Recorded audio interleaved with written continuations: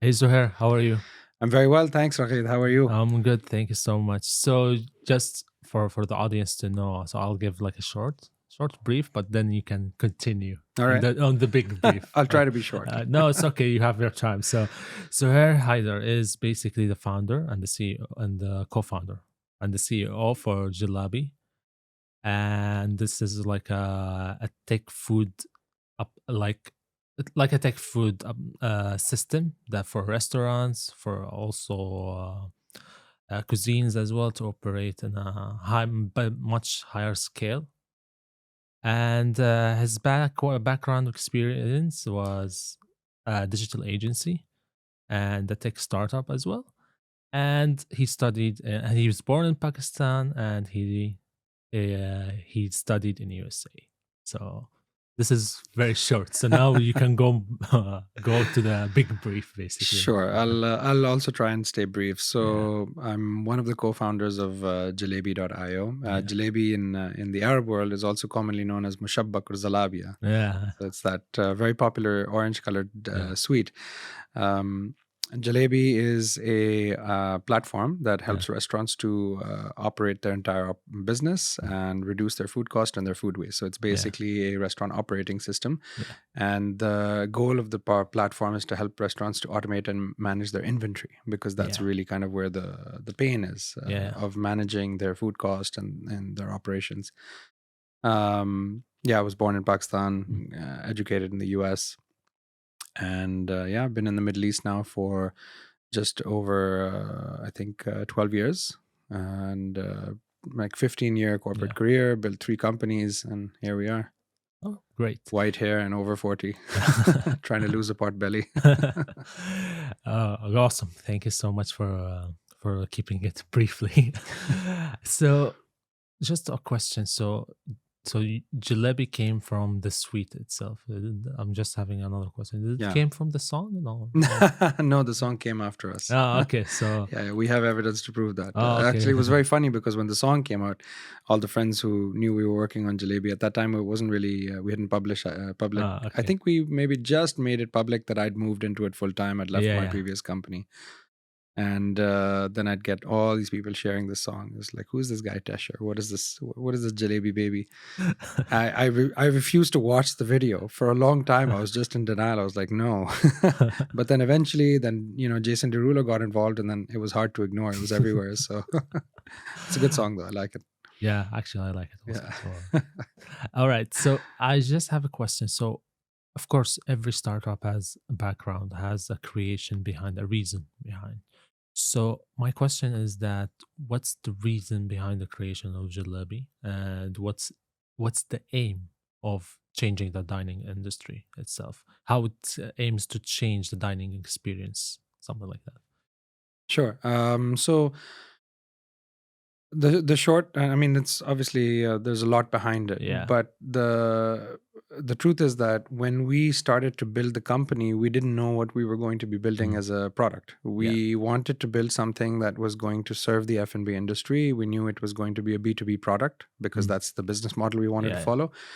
And we also knew that it does not have any focus on, or it will not have any focus on a B2C mm, component, meaning that it doesn't face consumers. So it has to be purely focused on the business's needs itself. yeah, So the next 18 months after we started working on, building the concept, we started around June of 2020, yeah, right at the peak of COVID.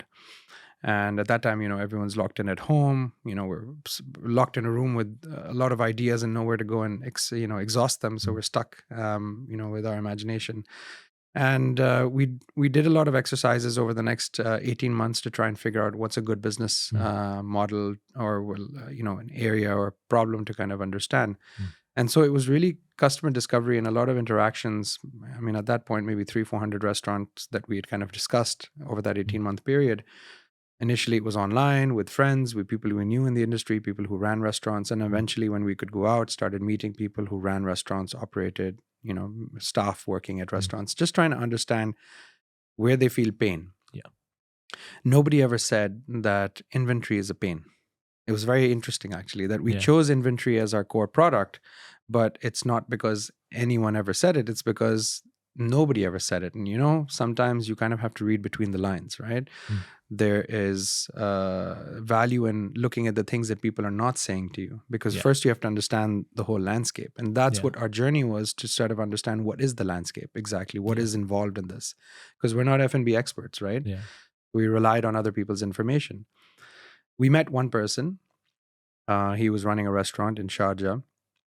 And he told us, if you kind of focused your entire effort on inventory, you would really kind of understand where the pain is coming from, because that's really the heartbeat of the business.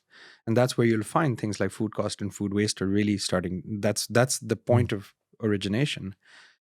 So we disregarded it for a few months, but then eventually, this is about maybe 6 months later, around the end of December, end of 2021, we were in the Techstars Accelerator in Saudi. Mm. And that's kind of when we sort of followed our gut and said, you know what, this seems like the problem that we need to solve, because so far up till this point, we haven't found anything that's super exciting. Menu management, delivery aggregator, unification. These are all things that many people had started doing at this Mm. point. You had some great players doing this already. And it seemed like we also didn't want to do something where there was a lot of people operating and trying to build a solution, because it becomes very crowded. So long story short, we found our kind of purpose, to your original question, or the why, because we wanted to solve a problem for the industry, and it didn't have to be something that would be forward looking so much as it could be something that was looking at the history of the industry. So our whole kind of mission got wrapped around the idea that inventory management is a fundamentally flawed part of the restaurant's operation, because it was never really serviced in a lean, efficient, and easy way for restaurants to manage, since restaurant technology was introduced 30, 35 years ago by, where the POS was basically kind of the champion of the industry. And because of that, because of so much neglect in the back of house, what we call the back of house, you have a very disorderly operation where most people are running the restaurants and doing their inventory entirely manually. Excel sheets, handwritten papers, receipts coming in from the suppliers, people moving documents back and forth. There's no order. But most importantly, you don't know, when you get a sack of potatoes, how many French fries you should have been able to get out of that versus how many you actually got out, until you actually do the math for it, which is 2 weeks or a month later. It's too late. Yeah. You need to know right then and there, how many should I be able to get out? How many can I actually extract from this? And did I get that out from it? How much went to waste, etc.? Because all of those data points become, they have monetary value that you could have either saved or extracted from that raw material. So our why really kind of centered on the idea that we wanted to create a big spotlight on the back of house and make it really easy for people to be able to put that information into a platform that gives them that information as and when they need it. All right. Awesome. That's a very great answer. Very detailed. Very detailed, and we'll edit out with 90%. lots of information, to be honest. Because now I'm just like, if I were like to open a restaurant, you will be the first one to Thank you. call I from appreciate me. that. That's my goal. All right. So I just have one question now. So you're saying about enhancing basically the customer experience now, which is for you is the customer in that sense is the restaurant. Yeah. For you, just to enhance their experience in terms of the dining experience, and of course having what the quantity and the quality as well at the same time, which is doesn't let them stop running. Well, yeah, that. Yeah. And also, I think it's like, if you think about it this way, right? Imagine if you run a business and you do all your accounting on pen and paper. Yeah. Or you do it in Excel sheets, right? Which many people do. They do Excel, even now. Yeah. Now, I still do it. yeah, we all do, right? Yeah, we all and do. it's quite easy. But imagine that you're doing your yearly accounting, Yeah. right? Or your quarterly, Auditing and your stuff. tax reconciliation. Yeah. And you have to kind of go through all this documentation, and you have to rely on an expert to help you understand information, how to balance the books, and to be able to understand profit and loss and all of these things, right? We're trying to simplify all of that stuff, but the point is that capturing the data at the very beginning of the time when the raw material enters the in-house supply chain, as we call it, that's very important. So restaurant operations is really kind of our focus. So enhancing the ability for operators, restaurant operators, to be able to understand exactly what's happening in their business, because people who own businesses in F&B typically aren't the ones who are running the business themselves. Yeah. You have obviously owner, operator, Yeah. It's like a people who manager of this you have a restaurant. manager, you Yeah. have various people, and so keeping an eye on how things are running becomes very difficult. So Yeah. having a tool that tells you how it should be versus how it is allows you to benchmark and baseline what the difference is, and the Yeah. variance is really what the most important thing is. My theoretical plan and my actual execution of that plan, Yeah. and what is the gap in between, because that gap is what I Yeah. need to tighten and keep it Yeah. close. So it's really about giving them a sort of a red string that connects across the A entire telescope, operation. So basically. I know I spent $1 to buy something and Yeah. I got $4 from selling it. What was the actual activity that happened that made the $1 become $4? Yeah. And did I actually make money on that, or did I lose money on that? It's about efficiency, it's about understanding, it's about having data that is useful, not overwhelming. Oh, all right. Actually, the question you just answered. Okay. So, because I was gonna ask you about the features Yeah. that makes Jalebi systems different. So you gave me how the explanatory of enhancing also. So you mentioned something related to being adapting to different cuisines, to different restaurants, because every restaurants have its own type of menu, Yeah. type of food, type of culture, of course, because food is culture. Yeah, Like absolutely. it's part of the culture. Sometimes like It's you very have emotional. very emotional. So you have an Emirati cuisine, you have a Japanese cuisine, you have an Indian cuisine, you have even a Palestinian cuisine, Mhm. Jordanian cuisine, Absolutely. Syrian, and so on. So it's like different. Yeah. So how Jalebi does the adaptation to these, and how they are they flexible in terms of adapting to these restaurants and cuisine to Yeah. enhance their dining experience? Yeah. So it's a great question. We used to get that asked a lot in the early Yeah. days, because I think a lot of people would sort of have this struggle where a system is better suited for a certain type of cuisine versus Yeah. not another cuisine. And it always kind of baffled us, because it's like, well, raw material is raw material. Yeah. A process is a process. And a final product is a final product, Yeah. right? So why should a system be limiting one's ability to be able to capture and manage all of that? Yeah. So that was kind of at the very core of how we wanted to build. Like, what was Yeah. our thesis around what the technology wants to be like, what the flexibility of using it will be like, the Yeah. user experience, and these kinds of things. And one of the big things that my co-founders and I have always focused on is how do we make the functionality easier, Yeah. but also flexible, because as you mentioned, there are so many differences and so many attributes, right? Yeah. Whether they're cultural or behavioral. It could be that people do things a certain way. Even you mentioned Palestinian cuisine, Yeah. for example. You could have people who are Palestinian immigrants who live in Canada who brought an old recipe from 50 years ago versus Palestinians who are living on the land now, Yeah. or trying. And you have a difference in the way that things are done because of the behavior, because of the way that they practice that, right? Yeah. And being able to capture those little details can make a difference in the way the finished product comes out. Because the emotional part is very important, is because people connect to culture with food as well. They connect to each Mm. other with food, and so the flavor, the presentation, all of these things are important. But that's in the process. Where Jalebi comes in is that we don't differentiate between the different types of cuisines, right? As a Yeah. platform, you can do whatever you want with it. It is so flexible, it is so simple Yeah. that whatever information you want to put into that, it will basically allow you to be able to manage it in any way that you want to. It's Yeah. extremely flexible. Think of it like Lego pieces on a giant board. Yeah. Yeah. Of course. Build the information that you want. We've provided you with the basic infrastructure. It's highly customizable, Yeah. but it's really easy to customize as well. That's the other thing, is that a lot of systems are typically restricted because they have limitations, either because they're built on Yeah. top of some other technology infrastructure, or there's things that might have been left out, right? Because again, subject matter expertise is very important, both Yeah. on the technical side, but also on the industry side. Yeah. And because we're not subject matter experts in the industry, and I'm very vocal about this, we surround ourselves with subject matter experts inside the business. As teammates, as investors, as advisors, people who are constantly barraging us with knowledge and information and challenging everything. So we're continuously breaking apart our understanding of what jalebi needs to be, and then building it in the sort of, with the vision that it needs to be something that a small single location operator or Mm, a multi-chain operator or a cloud kitchen mm, or a franchise business operator or mm. somebody who's living in one geography and running a business in another geography, you need to be able to give them a capability to be able to manage their business in the way that they want Yeah, to.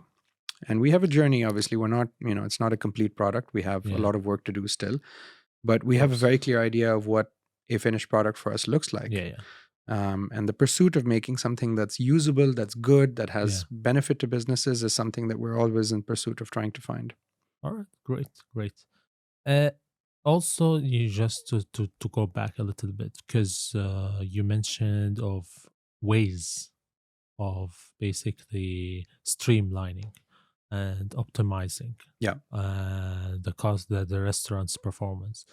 So, in what ways the Jalebi system comes in to streamline that performance, that dining experience as well to restaurants itself? So, I mean, there are a few ways. I think it really depends on what parts of the product you're using, right? So, Yeah. we sell Jalebi as a single unified product. And this was kind of the big Mm. thing that we did. And you asked earlier as well, although I didn't directly answer that, but I will touch on that now, No, it's is okay. the differentiating factor. Um, and this is what people in the industry get or understand. Yeah. Historically, restaurants have adopted a point of sale as their first technology intervention, as Yeah. we Yeah. say, right? It's the first technology that they will use Yeah. because it's the most important they consider. Yeah. It's the point where the consumer and the business meet, it's where transactions happen, and it's where facilitating the digitization or the documentation of that Yeah. activity Yeah. if with efficiency is the most important. That because Yeah. you don't have time, you've got to Yeah. quickly punch orders and do things that Yeah. you don't have time to sit and record, and things will get lost. Yeah. Of course. But as the POS matured, the point Yeah. of sale matured, the back of house did not, Yeah. as a space, as an area. And so a lot of people have built products that have tried to address the back of house, but Yeah. typically they're kind of like what you might call a headless back of house, where it doesn't connect to the front of house. It has to Yeah. be Yeah. integrated into another one, right? It doesn't Yeah. have its own. And so you're reliant, and there are over 2,000 point of sales Yeah. just in the region, I think.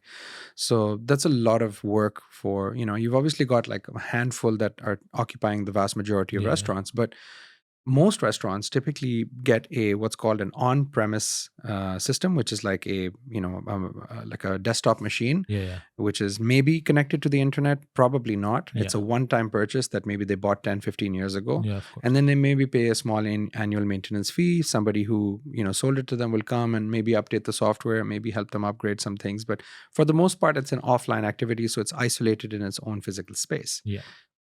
But that is great as a calculator. It allows you to capture information, Yeah. document information, and you can tally and Yeah. reconcile information later on. But when you kind of look at how that information has to then sort of synchronize with what's actually happening behind the scenes, Yeah. right? Like Yeah. under the hood or behind the curtains, as you would say, right? Yeah. When people go to see a performance, they only see the final product. They don't really see what goes into preparing that final product. The Yeah. dancers, the showmanship, and all of that. The preparation is really, really messy, right? Yeah. But in order for the showmanship to actually come together cohesively, you need to have all the parts available and in supply Yeah. and accessible. Yeah. Having visibility on that is a really, really important part of the business, right? Yeah. You're running low on milk, you're running low on bread. And if your Yeah. business requires these things to run their daily menus, Of then this is course. something that you have to have access to. Of course. What most people don't realize is that the smaller a business is, Mm. the higher their food cost is. And a food Yeah. cost calculation is, arbitrarily, it's very simple. You basically look at how much did the raw material cost me? How much did Yeah. I sell the finished product that used that raw material Yeah. go for? And the difference between that is what we call marginal income, Yeah. or the difference, right? So it's like gross profit. But there's a lot more to that. Yeah. There's process, the staff, Yeah. the utilities, the Yeah. space, all the other components and Yeah. elements that enabled what we call making that final product. Yeah. Yeah. Of course. So when you talk about that connectivity of information from when the sack of potatoes came into my kitchen or my stockroom Mm. till the time that French fries were produced, The rest of it is just it's a The black hole. process, Yeah, the basically. process, but Yeah. it's a complete black hole. Yeah. Was the process followed? Was it followed correctly? How Yeah. much waste was generated as a result of that process? Could we make the process better? Businesses that are high efficiency, like Yeah. McDonald's or larger franchises, or even some businesses that are operating in the space of cloud kitchens, Yeah. they operate with a lot more efficiency because they treat the business like an assembly line. Yeah. Right? Yeah. It's more about the process than it is about the finished product. The finished product will follow a formula, and it will come out almost exactly as it's supposed to. Right? There's really no rocket science. There's no kind of on the fly engineering required. Things are just you put this here. It's like car manufacturing, right? Yeah, of course. But the difference between the food industry and every other industry, if you take, for example, FMCG, you take fashion, you take automotive, these industries have seen a waste tracking and inventory management really locked down to a very sophisticated process engineering model, Yeah. right? Six Sigma, black belts, people who are really, really kind of sophisticated in building business and process engineering. General Electric is a great example, right? Yeah. Where even one nut goes missing, well, it almost won't, but if it does, you'll know exactly how many you should have. But in food, someone's taking a steak home, there's a bag of flour missing, some salt we ordered, it didn't come. I ordered 100 kilos of chicken, I got 99 kilos. That adds up, Yeah. Yeah. and that's money. Of course. So digitizing all of that information is step one. Step two is actually seeing that information, giving you insight on how that information is affecting your business. Yeah. Am I over time losing things? Am I over time adding too much? Do I have too much raw material when I don't need so much?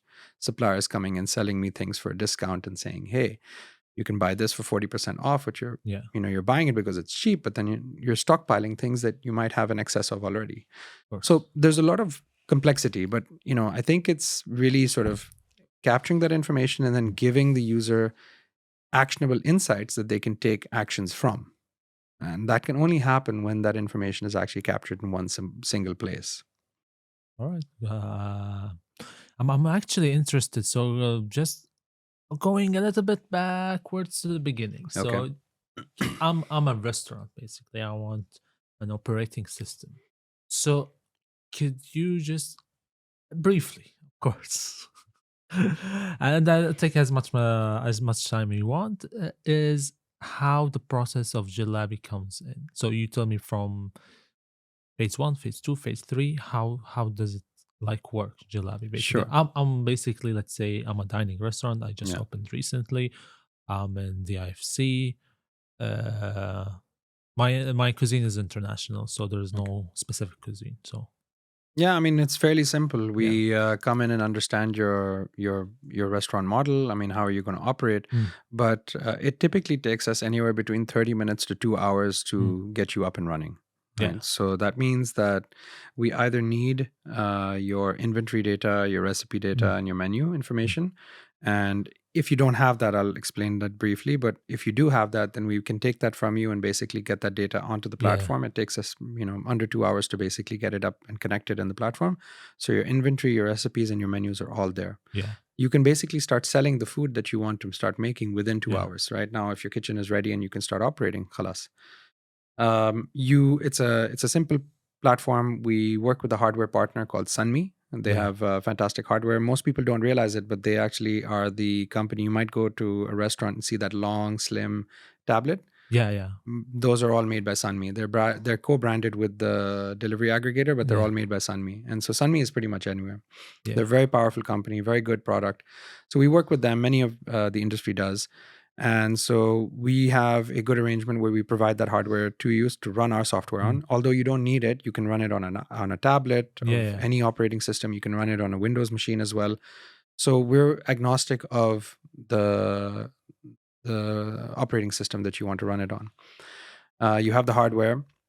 And after that, it's, you run the system, you've got a point of sale, you've got, the inventory, recipe, and menu management all baked into one software. And yeah, I mean, it's fairly straightforward. Our team does everything for you, and then they give you support for, as long as you need until you're ready to go on your own. Oh, awesome. Well, now I have a better understanding. I had the understanding of Jalebi system before. So You, of course, because you're basically an operational system for restaurants. So, of course, there's a good success story and a case study. So, I don't want to say what was the best, but what was like the most the most one that you, it is like for you as a co-founder and CEO, this is something that you're proud to say that, you know what, I worked on this with this restaurant. So is there like a success story you want to highlight? Any success story. You can mention like 5 success stories, of course, of basically Jalebi helped improving a restaurant. Sure, I can give you two examples Yeah, which I'm sure. quite proud of. The first one is a restaurant in Oman. They are a kind of a Desi Asian, so it's Yeah, like Asian influenced by South Asian, yeah, flavors. Means a little bit spicier than usual. yeah, yeah, They were basically running, or they have this menu that's about 40 items. yeah. And on that menu, they had this recipe Mhm. for an item, shrimp and rice. Right, Yeah, it's yeah, like a shrimp fried rice, basically. yeah, yeah. And Shrimp noodles. yeah, so okay, so shrimp noodles, but in this case, it was rice. But Yeah, and when they sent us the recipe data, yeah, so there's the recipe, and then there's the instructions of how to process the recipe, how yeah, to create it. So we focused just on the ingredients, right? What are right. the ingredients and the quantities? Yeah, On this, they had 4 different types of rice, or 4 different types of shrimp, sorry, and yeah, 3 types of rice. yeah, yeah, Like jasmine, basmati, etc. yeah. And then the shrimps are different sizes, right? They have Mm. different grammage, which basically Yeah, differentiates yeah, them. Anyway, when the recipe was first created by the chef who created the recipe when the restaurant was started, it was yeah, about 9-10 years yeah, yeah, ago. They priced the recipe. So there's the recipe costing, is how yeah, much is the raw material going to cost me to make this recipe. yeah, yeah, Okay, it's not the final price that I'll charge the customer, but this is like my production cost, right? yeah, So they mapped that out, and they were done. And now 9 years later, two yeah, chefs later, they never repriced the menu item. So they were operating the accounting team, yeah, which sits somewhere else, and this is typically the case, yeah, and they're not involved in kitchen operations. So nobody really checked or asked, should we update the pricing? And yeah, what happens is that the raw material prices are changing all the time. yeah, of Imagine how much they've changed over 9 years. course. So they've been working on old pricing, and they've been charging whatever they have based on the changes that they've had over 9 years. Obviously, the charge to the customer has changed, right? Of course. But they haven't actually been working on it. Incidentally, it turns out that they were actually working on such an old and problematic pricing that they were losing money on the sale of that item. But Yeah, they didn't realize that because they hadn't actually, yeah, tabulated those yeah, and repriced it. This is where we came in, and we just did an analysis. We didn't even reprice it. We just did an analysis that over time, how much that, mm, and we found that they were just on that one menu item, they were losing roughly about 10,000 dirhams a year yeah, just on that one menu item. So we imagine that even if applied this to like 10% of the menu, the same principle, they could have been losing somewhere between 80 to 100,000 dirhams across their yeah, whole menu. These things are really important because it's giving visibility that really is empowering. The yeah, second case was a very simple one where there was a customer who had never used an inventory management system before, yeah, and they were selling, so they had run out of milk, but yeah, just before they ran out of it, they had sold expired milk at one point, right? yeah, They didn't realize it because, I don't know, for whatever reason, but because we had it captured in our system, we were able to flag it to them. okay, And because we were working very closely with them, we were looking at their data. It was actually like literally a day, the moment it happened, our team was working on the thing, and they yeah, found out, and at that time the transaction had happened.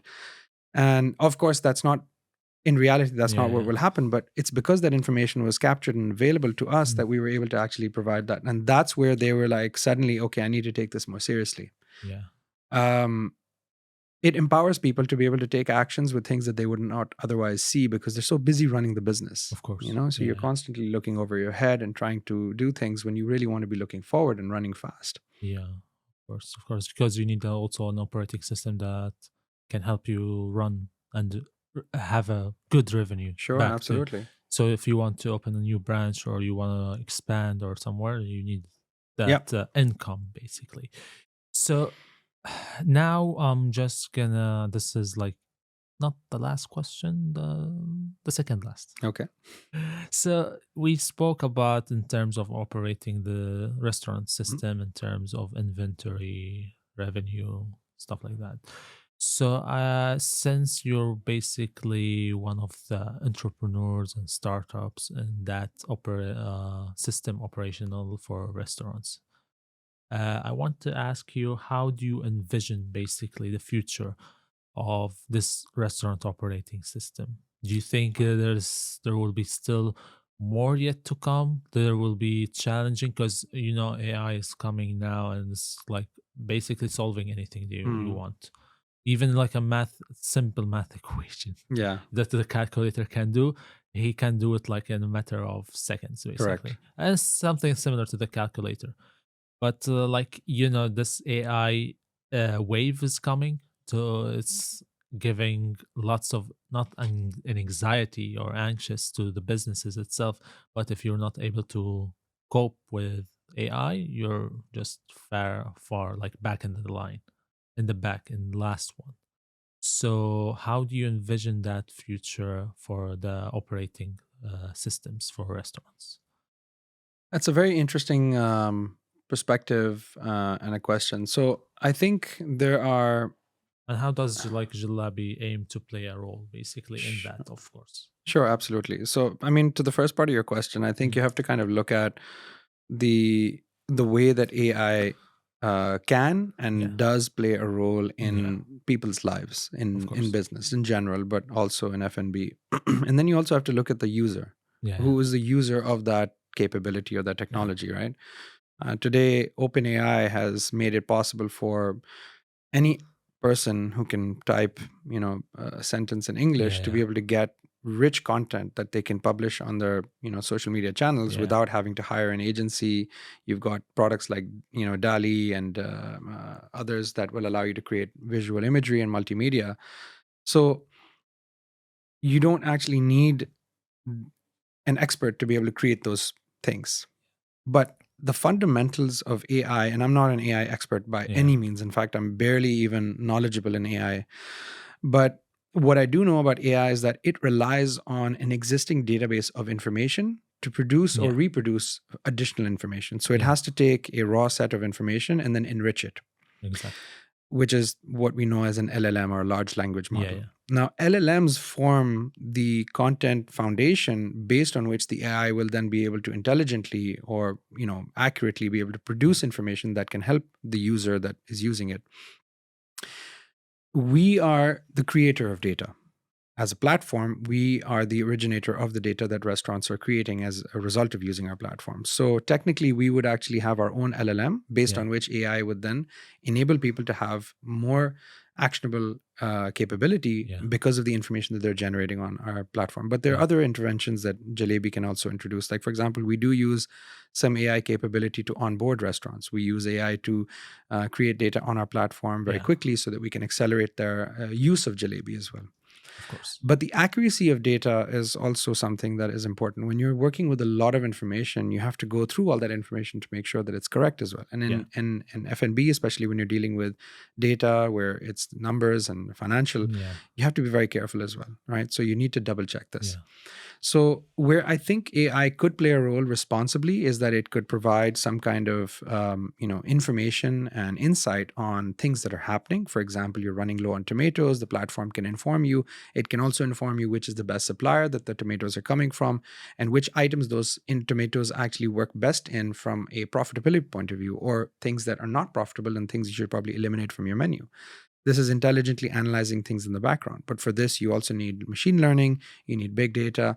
So you need a lot of capability and the technical know-how to be able to implement this as a company, right? There are a lot of technologies that you can use to layer on top of all of this, but the best companies in the world will do this themselves, right? They will probably use some components that are available out in the market, but you'll probably hire your own tech talent to be able to do this. So in the end, it really comes down to what is it that I want to give my end user yeah, and what is the value they should get out of it. And if I'm very honest with you, today, as we see it, the vast majority of F&B operators, mm, they want simple. They want easy and they want uncomplicated. And while we are very fascinated by the idea and the ability for AI to make transformative changes, we're not in a rush to kind of monetize or introduce that, because we get the basics right. Mm. We'll be able to upgrade it and enhance it by adding more of those, sort of AI-driven capabilities and features. The first step for us is automation. Yeah. You have automation in place, then AI can come and actually create capabilities and workflows around those automations.